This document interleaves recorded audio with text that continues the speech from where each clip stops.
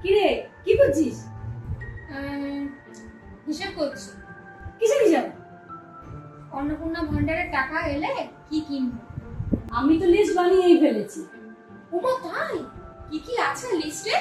এই তো একটা প্রেসার কুকার নেব, একটা মিক্সার গ্রাইন্ডার নেব, একটা দামি সিল্কের শাড়ি নেব, আর একজোড়া সোনার কানের দুল নেব।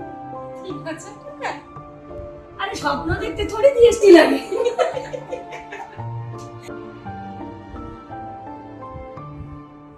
আমার ভর্তা আবার কাল থেকে আমাকে ম্যাডাম বলে ডাকছে। বাহ, হঠাৎ?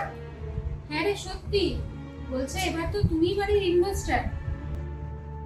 আমার ছেলে আবার কি বলছে জানিস? কি? মা একটু মাংস করবে তো বেশি করে মশলা দিয়ে। তারপর? আমি বললাম আগে টাকাটা অ্যাকাউন্টে ঢুকুক, তারপর তো সার্ভিস কমপ্লিট হবে। আচ্ছা টাকা এলে প্রথম কি করবি? আগে ব্যাংকের এসএমএসটা না 10 বার করব। 10 বার? 10 বার কেন?